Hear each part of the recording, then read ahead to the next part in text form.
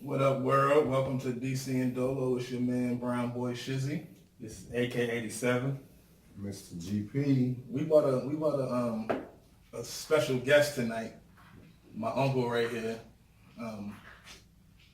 We brought him in because he's a good time. He's a character, and it's gonna be a good show, man. This is actually like our first. I want to say this is actually like our first official DCNDolo show since we switched it for real from the Last Supper. I would say this is the first official one. What would you say, Tom? Yep, it's the premiere. Right. And we got our first guest on the show.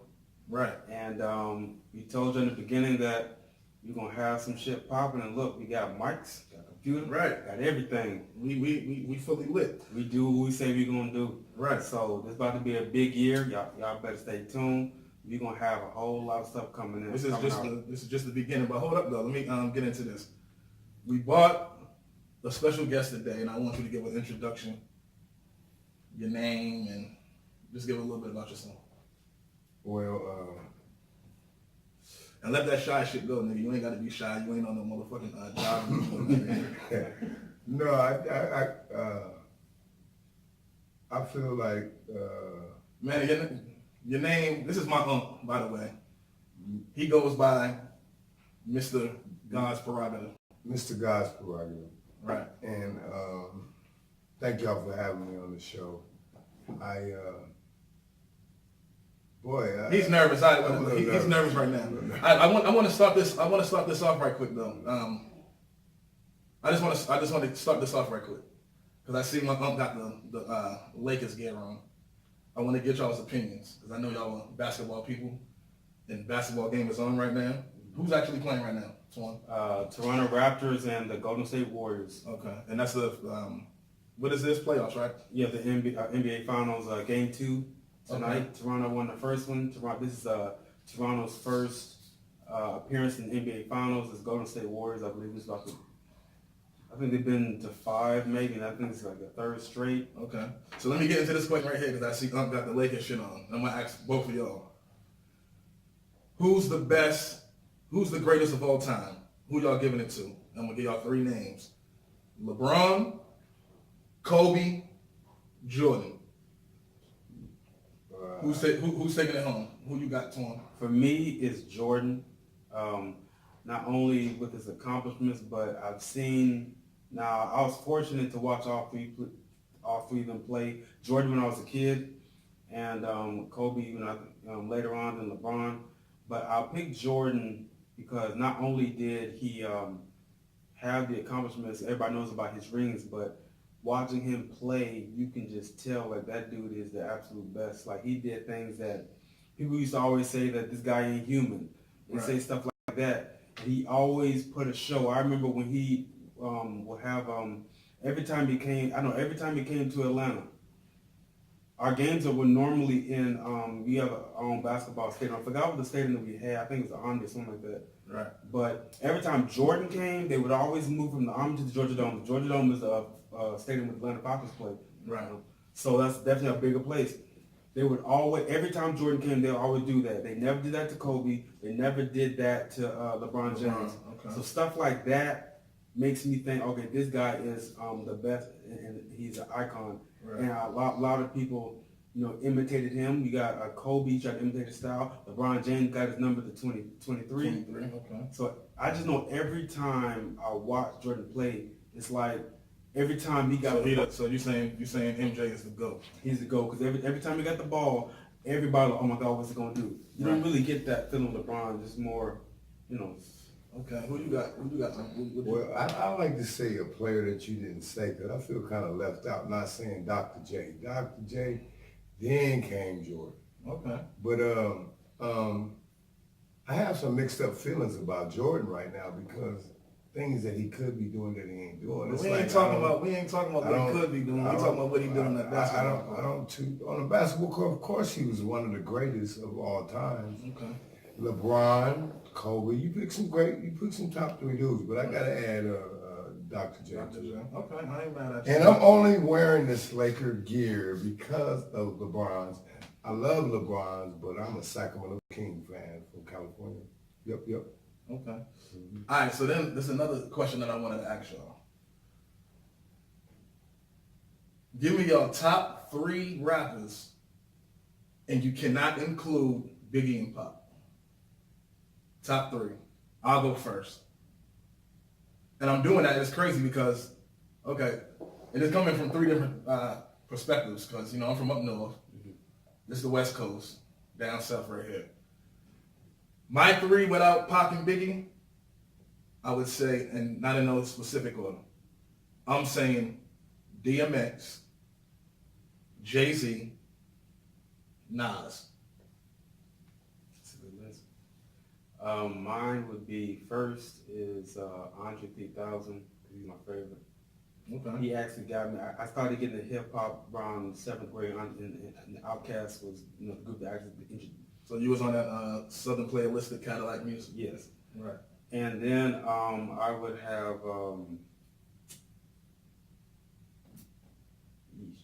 Rakim. Okay. I did have Eminem, but I remember Eminem was his favorite rapper was Rakim, so I listened to him like, yeah, Rakim is better.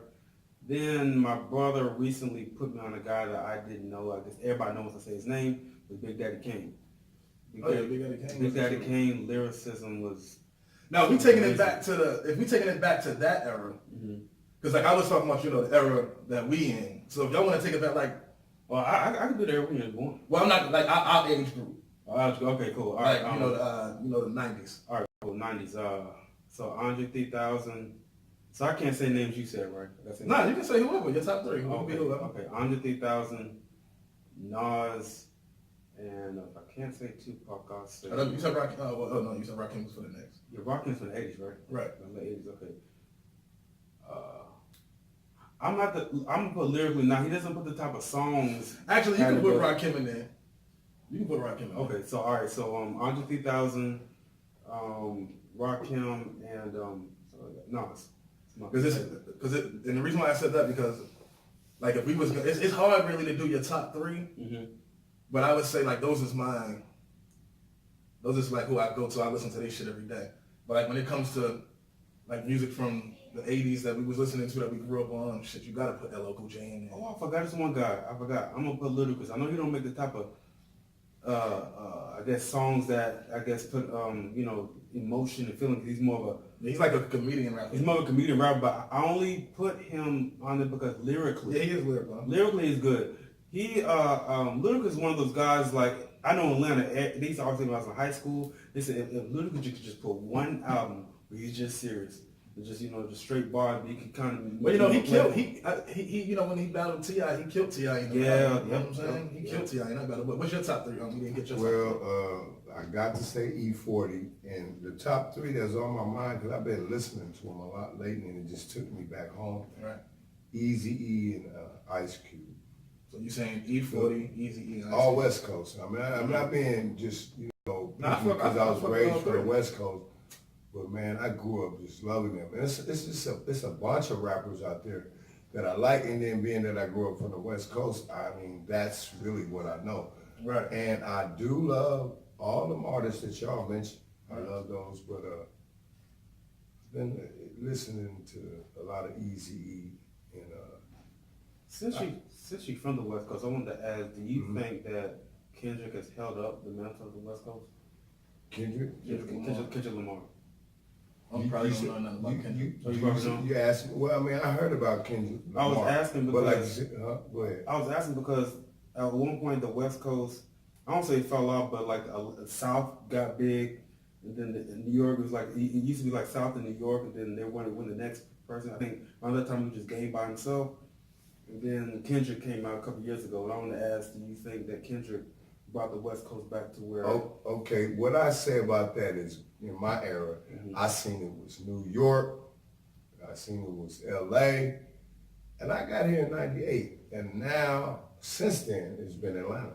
So it's Atlanta's time. I mean, it's not like people fall off. Atlanta been winning for a long ass time. Think Atlanta about all the shit that Atlanta had, all the phases, like snap music.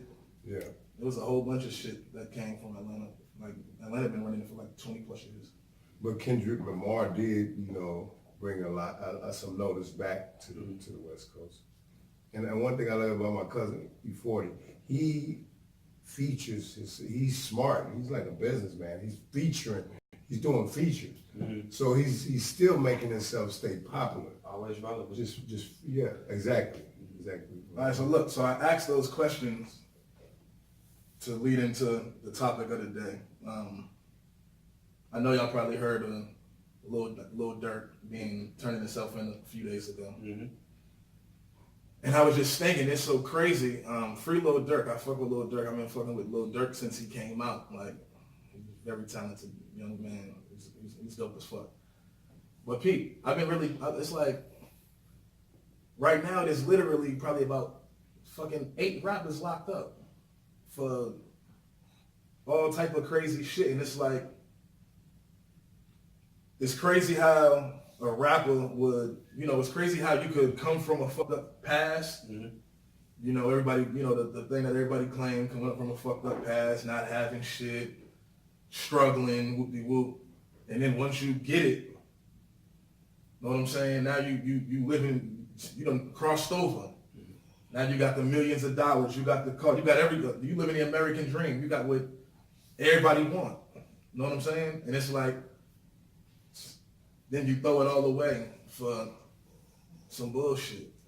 And I'm not speaking on nobody's situation because I don't necessarily know the details and ins and outs of what everybody going through. But it's just like, once these brothers get successful and cross over, they like, niggas still want to keep certain street shit involved in what they doing. You know what I'm saying? Me personally, bro, if I was to cross over, now, shit happens. You know what I'm saying? But me personally, come on, man. As much as these rappers and niggas say, oh, nigga, I get on, ain't no real security. It's my niggas protecting, nigga. I get on, I'm having snipers with me. You know what I'm saying? Like real shit. I'm having legal snipers with me, nigga, who can shoot you from fucking 2 blocks away. It's more of a... But it's like, it's just crazy that you cross over and you get all this money and then you still keep that mentality of the bullshit. You know what I'm saying? It's like, come on, man, you gotta elevate that thing right here, man, and really fucking, and you made it, man. You done made it. You got to leave this shit behind for your kids. You got family to take care of. I'm not losing none of that shit for no nigga who wish he had what I got. You know what I'm saying? It's not happening. It's more of for me, it's an entourage thing. And on hip hop, it's all about street cred. Now, you got certain, I'm not going to say their names, but you got certain rappers when they have security that actually got legitimate, real security. Sometimes ex-military, but they'll dress them as they were security. Right. Now those are the smart ones. You got those who want to have your homeboy, you want to have your friend you grew up, from the neighborhood, have him be security. He ain't got no training in security. You want to keep him around, and also if you want to, with that street cred, you want to have people like, you want to claim either you're from a particular set or you just have a set around you.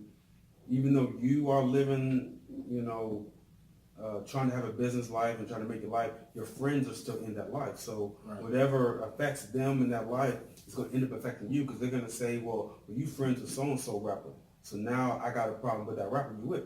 Right. Even though the rapper ain't got nothing to do with it.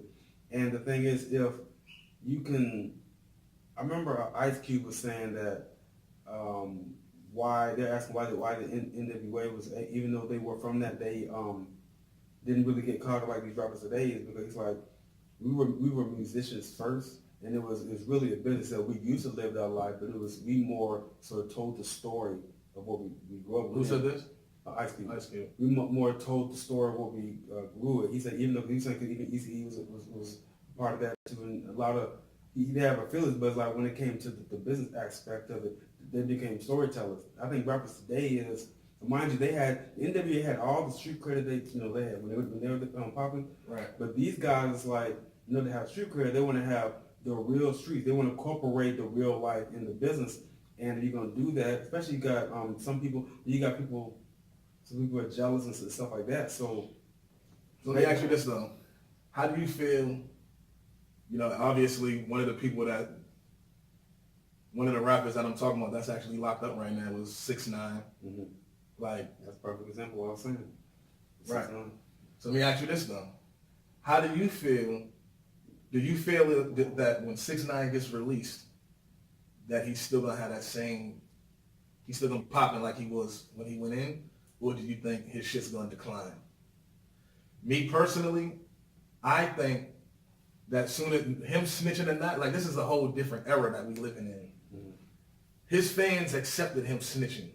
Bro, I swear to God, I was in the store the other day having a conversation with somebody, and we was just, 6ix9ine came up, because I was talking about the Dirk situation, and 6ix9ine came up. And he was like, yeah, 6ix9ine, 6ix9ine snitch. I'm like, yeah, that nigga's a snitch, man. He was like, but shit, what was he supposed to do? Them niggas was trying to kill him. Come on, man. I don't give a damn if them niggas trying to kill you. I don't give a damn what them niggas trying to do. Bro, if you in the street, and you come, and that's what you claiming, and that's what you out here motherfucking thinking that's what you doing, come on, bro, no snitching allowed. Nigga, they trying to kill you? All right, well, go kill them first. Come on, man, come on. But what it is, though, his fans, he's going to come back out and he's going to be popping just how he was. I don't think, like a lot of rappers is moving away from him right now, not trying to fuck with him because he got the snitch jacket on him. But I think once he come home and he gets to popping, there's going to be some rappers, there's going to be a few. This new generation doesn't really, I agree with you, they don't care. I think our generation, whatever problem, even though I wasn't raised in street block, I still knew the street code too. So, but these new generation of rappers, they don't care. And because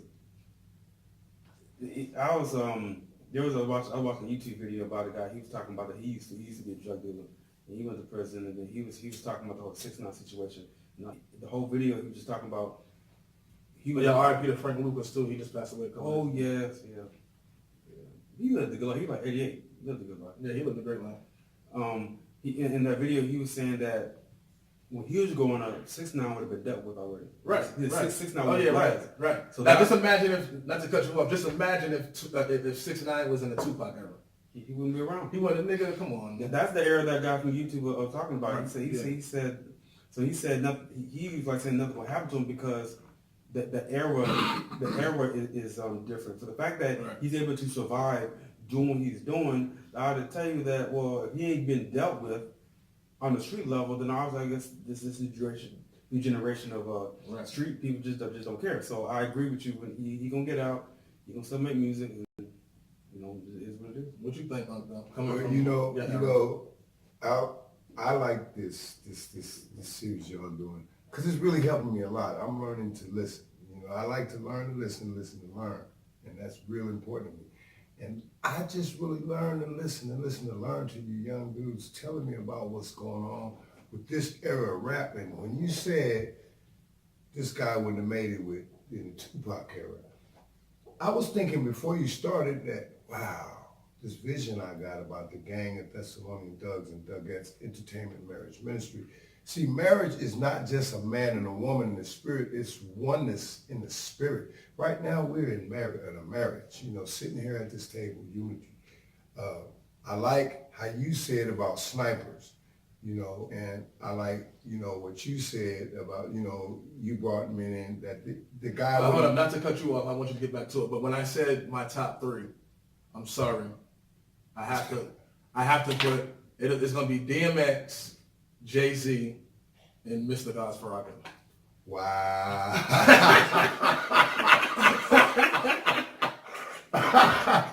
Well, since you want to have jokes, and it's true behind every joke, and I thank you for that joke, I'm going to tell you, who I think it could be the best rapper in the world. And it ain't biased, but Bobby B, that boy can flow. But he got out of it. But anyway, let's get back to this topic. I love Bobby B. I'm a Bobby Brown fan. I just want y'all to know. I got to tell y'all this story, right? I got to tell you this story from 3 people. They said I look like, maybe 4. But anyway, they said I look like JJ on Good Times. Dynamite, all this. Hey, Dynamite. Okay, I'm ugly, but I'm gonna be famous one day. Then they said I look like goddamn Roger on What's Happening. That's my mama. That's okay, but I'm gonna be famous one day. You see, I'm starting to look famous right now, right? And then they said I look like Bobby Brown. Oh my goodness! I was in shock. I was like, so I started doing Bobby Brown shit. Cause I didn't have no self-esteem. I thought I had low self-esteem. I didn't have no self-esteem. So I'm doing Bobby Brown lips. You don't look nothing like I'm doing all this. I was doing nothing like movement. Uncle B, nigga. But I don't want to look like Uncle B. But it helped me to not feel ugly. Hey, but do your mouth. It really did. Hold up. Oh, my mouth. Do your mouth. Do your mouth like. Okay, so he want me to do my mouth, right? But I'm going to put my teeth in, too, at the end. All right, see, my teeth got knocked out. I was on the bus, right? And I seen this beautiful lady, I have beautiful women in my life, like sisters. They like my sisters, my aunties. They're all like my sisters. Right. I'm gonna pick Tina B.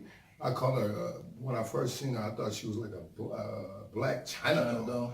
Yeah, and then I see her daughters dress up. They look like black China dolls, right? So, and I always say I get fine women like Bobby Brown. Anyway, but I'm going to show you my teeth, right? And honestly, man, there's something about this Bobby Brown thing. I might make a comedy routine. Man, show the goddamn teeth, man. Goddamn. Goddamn my thing, okay, man. Look. Okay, see the teeth? You can tell when I'm just regular, the teeth is just gone. So since they said I love B, I said, okay, I'm going to adjust the teeth. Watch it. Just got a big gap, you know what I'm saying? But anyway, though, hey, it's good to laugh, though. But I'm serious about the gang of Thessalonian Thugs and Thugettes Entertainment Ministry, right? I'm kind of like a George Clinton coming to this entertainment industry to bring these youngsters together, because you damn right, 6ix9ine would not have made it in the era. Snitches, when you get a label as a snitch, your fans drop, your polls drop, all that drop. The gang of Thessalonian Thugs, God's prerogative, anointed new generation. Thugs, true, righteous, holy ones, understanding to overstand God's prerogative, supernatural salvation. And I just really make people That laugh. shit is long. Yeah. But it's long, but it makes sense though.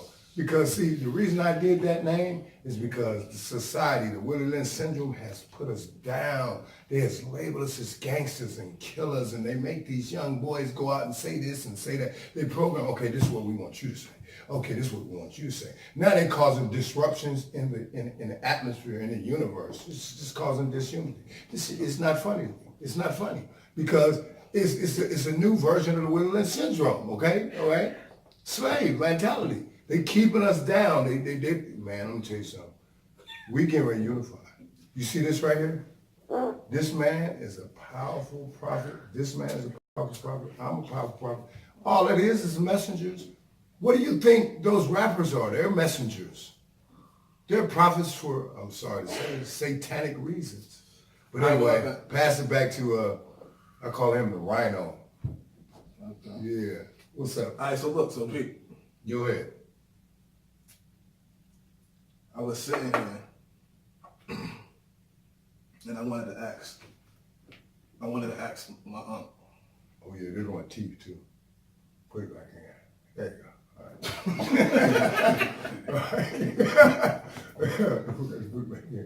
All right, so you gotta pick one. I'm trying to think of okay, Precious. Oh my God, where are we going, man? He's trying to set me up, man. Oh my God, he set me Precious. Up. Precious who? The movie star Precious. Oh, okay, good. Okay, that's a good movie. Yeah, okay, go ahead. Whoopi Goldberg. I thought you was okay. Or Precious, Whoopi Goldberg, or RuPaul. Which one you smashing? Precious, Whoopi Goldberg, RuPaul. Okay, you can answer that first, buddy. Go ahead, pal. No, that's my question. That's for me. Why you pick them women for me? It's just a question. Like if you had to be stuck on an island with one of them, which one are you gonna be stuck on an island with? I'll probably masturbate. Probably masturbate. Yeah. No, come on, you gotta just pick one, man. Precious, RuPaul. You said pick one. Precious, RuPaul. What's the other one I said? Whoopi Goldberg. RuPaul is a man. Jesus Christ, man. She okay. Whoopi, because Whoopi and Made in America actually semi-attractive in that movie. Well, actually, Whoopi, to me, she really ain't ugly. To me, I mean, I think she's attractive in her own way. But Precious, she'll be all right, just, run around the track a few times, get us in them water pills, she'll lose some weight. Because, some fat women, I mean, just, you gotta be able to see past what you see, right? Like Precious big and fat, but she got a little cute little face, little brown, big old face, shaped like the sun, And it's just cute, and then she smile. You gotta have empathy and compassion for people, you know what I'm saying? Help her lose that weight. Shoot, man. I want a woman to help me gain weight so I can get some cuts, and stuff like that. So, I had insecurities about my body, so I don't never really like to make a woman feel less than. I'd really rather have a woman that ain't all shaped and fine. You kind of know I like big women, you pick Precious. Not that big, man. Rasputia or Ricky Lake? Who? Oh, Ricky Lake. Rasputia or Ricky Lake? Ricky Lake. Who you asking him? Yeah. Rasputia or Ricky Lake? Ricky Lake. Ricky Lake is not black. And Rasputia, she not black, is she? Is they black? Is that Black. Rasputia black? Yeah. Ricky Lake ain't black, right? No. I mean, I'm not prejudiced or racist. But look, I married a woman and she had a kid by me, and I felt so uncomfortable with her because she looked like she wasn't black. I ain't worried about being a sellout, but because I'm not a sellout, but I really don't get turned on by women that ain't black, man. I really don't. I mean, my wife, when I married her, because she had a big old baby in her stomach, and I just felt guilty, I think, why I married her, because, I didn't want my goddamn child to grow up like I did. That'd have been fucked up, and the shit ended up that way anyway. She grew up without me. So fuck a motherfucking white, somebody that white. For real, I'm serious. Because see, really, I'm more intelligent than y'all make me to be. Well, I know, nigga, I ain't talking about you. I'm talking about period in life. People, I'm more intelligent than people make me to be because black and white is real simple. Cain and Abel. God cursed Cain's ground. The equator is in the center of the earth, y'all. Picture what I'm saying now. It's the center of the earth. The sun reflects off it, so it's a natural sunblade. So pigmentation gonna be dark. Because of lack of sun, he pushed Cain all the way up the mountains. Real quick, let me finish this. High altitude. Well, God damn. Okay, high altitude. I just want to say that. I just want to say that. Wait, cut it off. Go ahead. No, I'm not but cutting they you off. need to know this. I'm not cutting you off. Yes, I'm just saying this. Okay. Me, I love all people. White, brown, blue, green, yellow, purple. I don't care what color you are. He's just joking. He don't mean that for real. He loves No. See, thank you. I love him. Me and him really have a good chemistry. And one thing I know about a man like him, see, some people you think love you, you believe, and I know a few people love you. His family, I know they love you. And I had to come to realize that because I never really got to the point where I know people love me. Let me finish. I do love people, but real quick, okay, the equator, dark sunbed, dark pigmentation. Ground got cursed because he killed Abel, drew his blood, and he went up to the mountain. Guess what mountains he went to? The Caucasus Mountains. Okay, let's use the common sense. Canaanites is Caucasians. Canaanites is Caucasian. You know the Bible, right? You check out the Holy Tablets. You got to study a little bit more deeper than the Bible to find out what's going on. But Canaanites went to the Caucasus Mountains. And because of lack of sun, it lost pigmentation. So actually, I'm 1% white. No, I don't hate white people. Okay? No, I don't hate white people. I'm 1% white. Okay? But it's just, yeah. It's just that I'm just keeping it 1,000. Don't act like you love me and you just want to be me. Man, we love you, man. We love you. Any final? No. I'm talking about. Come on, goddamn, you been cutting me off all goddamn shit. Okay. So he has chosen Rasputia. Right. Okay, thank you, sir. It took him 10 whole minutes to choose It took him Rasputia. 10 whole minutes to pick Rasputia. I feel like I gotta explain. That nigga went into a long ass spill about a whole bunch of nothing. Yeah, pretty much. But I'm going through some psychological changes. Yeah, a lot of psychological changes. We love you. I feel like I gotta explain stuff all the time. But I thank God for this family. But ain't gotta be explained. I thank God for you guys, this family. They're gonna make something out of me. Right. You've already some. Antoine, you got any Any final words? What movie review you doing this week, Twan? This week, I will. Well, actually, I'm going to start doing the trailer review for Lion King. The Lion King about to come out. I'm gonna start going to some of these movies with you too. I'm gonna start going. And the summer is starting, so they're putting all the big blockbuster movies coming out this summer. Well, I want to see the Lion King film, but I'm also want to see the fact that Lion King. it's the Any gangster flicks? Any gangster movies coming out? Like any comedy? What about comedy? comedy. Kevin Hart got anything coming up? No, but All right, one last question. what's that girl One name? last question, and then we can wrap it up. One last question. Tiffany Haddish got a movie coming out, and so we definitely reviewing that one. And then you got the Rock and some offshoot to Fast and Furious. That movie coming up, Sean Hobbs, something like that. Yeah, I just seen So- Fast and Furious? Yeah, but it's like an offshoot of a branch out between Hobbs and Shaw's character, you know. Oh, okay. Right. And All right, yeah, I'm gonna definitely start hitting some of these movies, but you just gotta let me know what you want to go to. yeah, But any final words from you, Unc? What you want? Well, this is what I want to tell everybody. But It don't just came to me. make I it ain't gonna no tell the long. whole story. Don't make it no long. It ain't gonna be long. It's But really what you quick. hold up though? What you about to get into though? Nothing, but just I don't know. Something came to me. You want me to say it or not? Go ahead. Okay, this is what I want to leave everybody with. If you don't remember nothing I ever say, I even have to continue practicing this. When you think somebody don't love you, tell yourself they love you. They just don't know it. You're loved. You're loved by many. we're gonna be ending on quotes. That's a quote right That there. was a good, right? That's a good quote. Yeah, we did say we was ending on quotes, and that was a good one. Say that one more time. They love you. They just don't know it yet. Right. That's deep. For me, And we signing out. It's Shiz. It's AK-87. Mr. GP, better known as Mr. Gospel. Oh, also DCNDolo brand Instagram. All right, and make sure y'all subscribe, hit that like button and everything. Leave a comment. Let us know what you think. You can like it, dislike it, whatever. We would appreciate the like though, but just make sure you interact with us. Hate it or love it, as long as you watch. All right, that's all. Make your comments. We love y'all.